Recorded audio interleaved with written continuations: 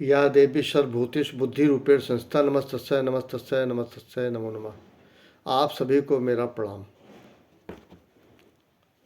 आज दिन शनिवार है, बजरंगबली का दिन है। हनुमान जी सब पर कल्याण करें।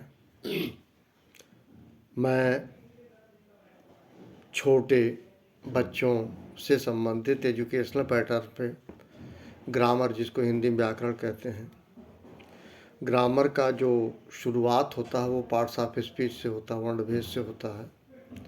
आप सबको पता होगा 8 प्रकार के वर्णभेद होते हैं। Noun, pronoun, adjective, verb, adverb, preposition, conjunction, interjection. ये जो है 8 प्रकार के वर्णभेद होते हैं। हम जो कुछ इंग्लिश में बोलते हैं, अभिव्यक्ति में करते हैं, इन्हीं 8 में कहीं ना कहीं कैटेगरी होती है। हम अंग्रेजी जो कुछ बोलते हैं, इसका बड़ा महत्व पार्ट्स ऑफ स्पीच का। मैं आप सभी को प्रोनाउन, जिसके विषय में आप जानते हैं, जैसे a noun is the name of person, place or things होता है, वैसे प्रोनाउन होता है उसके बदले में जो बोला जाए, संज्ञा के बदले में जो बोला जाए उसे सर्वनाम कहते हैं। मैं बहुत तरीके से समझाने की कोशिश कर रहा हूँ, बच्चे परेशान न हो। प्रोनाउन की परिभाषा से, नाउन की परिभाषा अगर याद है तो उसके बदले में जो बोला जाए वो प्रोनाउन है। जैसे हरी की जगह वह बोला जाए, समझे आप? तो ये चीज़ जो है आपका प्रोनाउन होगा। प्रोनाउन में मैं आपको उठा रहा हूँ डिमॉन्स्ट्रेटिव प्रोनाउन, जिसको कहते हैं संकेतवाचक सर्वनाम। डिमॉन्स्ट्रेटिव प्रोनाउन, इसको थोड़ा सा बहुत अच्छे तरीके से हम बताना चाह रहे हैं।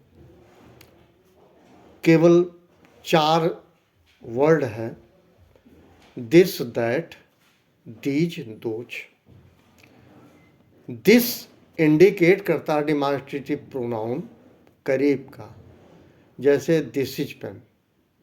अगर यही पेन आपसे थोड़ा दूर है तो कहेंगे दैट इज पेन। और मान लीजिए 3 बुक आपके करीब है, ठीक है, तो दीज आर बुक्स। और यही बुक आपसे दूर हो गई, दोज आर बुक्स। तो क्या मतलब हुआ?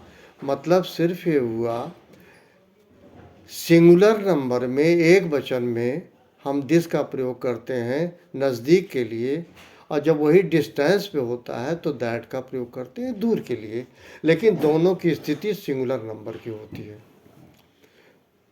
प्लूरल में आ जाइए, एक से ज़्यादा है, हमारे करीब है तो दीज है, और हमसे थोड़ा दूर है तो दोज है। तो दिस, दैट, दीज, दोज, ये जो है डिमॉन्स्ट्रेटिव प्रोनाउन है। इसको कहते हैं संकेतवाचक सर्वनाम।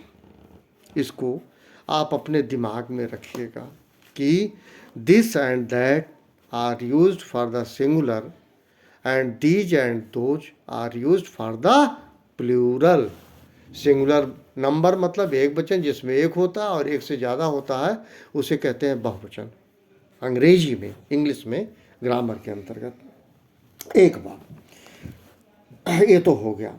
उसके बाद मैं कुछ कॉमनली इंटरोगेटिव प्रोनाउन की बात करूं उसके बारे में। उसमें ये होता है, अगर किसी व्यक्ति के लिए, लोग के लिए अगर हम यूज करते हैं तो इंटरोगेटिव में हु, हुम, हुज होता है। हु, हुम, हुज होता है। जानवर के लिए व्हाट होता है। और कोई चीज़ हो उस पर जब करते हैं क्वेश्चन मार्क का प्रोनाउन तो यूज होता है। उसके बाद बाकी पीपुल, एनिमल, थिंग्स वगैरह के लिए विच यूज होता है। इस चीज़ को जान लीजिए, कहीं आप लोग कंफ्यूज ना हो। व्हाट किसी पर्सन के लिए नहीं यूज होता, कहीं गलती मत कर बैठिएगा। व्हाट हमेशा जानवर, पशु या वस्तुओं के लिए होता है, लेकिन अगर लोगों के लिए यूज करना है तो हु, हुम, हुज होता है। ये 2 प्रोनाउन के विषय में हम आपको बता रहे थे, कहीं आप कंफ्यूज ना हो, क्योंकि कहीं कहीं दैट एज कंजक्शन यूज होता है, जोड़ने के लिए यूज होता है।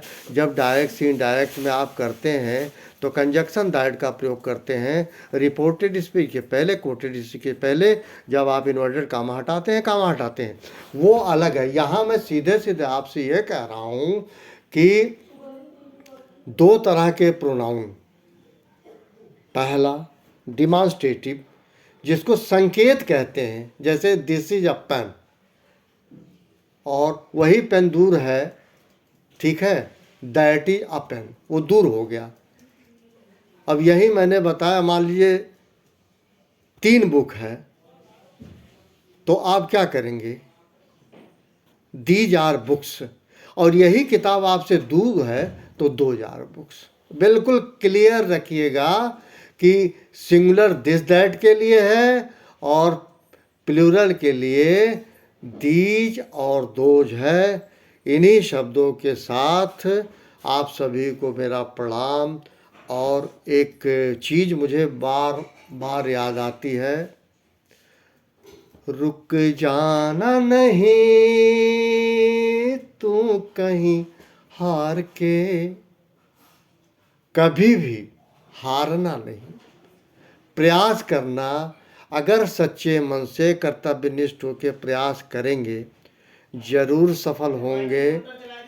और हमें अगर उत्तर प्रदेश बिहार के लोगों से कहना पड़े तो मैं ये कहूँगा कि शैक्षिक स्तर आपका जो भी है, एक बात याद रखिएगा, शिक्षा क्षेत्र में हर कोई धनी होता है। हमारे बस्ती ज़िले में एक एरिया पड़ता था, आपको बताया, अब दूसरा डिस्ट्रिक्ट हो गया सिद्धार्थ नगर। बस्ती में भी तमाम ऐसे लोग जिनके माता पिता कृषक थे और उनका बेटा आईएएस और आईपीएस बना। तो ये कोई पैरामीटर नहीं है पढ़ने पढ़ाने के लिए, सीखने सिखाने के लिए। मैं तो ये कहूँगा, जहाँ बसे तहाँ सुंदर देशु। आप कंफर्ट जोन की बात ना कीजिए। अगर आप मेहनत करेंगे सफल होंगे तो कंफर्ट जोन तो पा ही लेंगे। लेकिन सरस्वती या कमल कीचड़ से खिला है, कीचड़ से कमल निकला है, इस बात को हमेशा दिमाग में रखिएगा। निखार तभी आएगा, साबुन से नहाने से नहीं होगा, अच्छे कपड़े पहनने से नहीं होगा, ये सब एडिशनल रिक्वायरमेंट है। निखार तब आएगा जब भगवान आपके साथ तो है ही है, बाड़ी में सरस्वती भी आ जाए। सरस्वती का प्रवेश तभी होगा जब आप कर्तव्यनिष्ठ होंगे और समर्पण भाव से होंगे। इन्हीं शब्दों के साथ पुनः मैं सभी को प्रणाम करता हूँ। Thank you very much.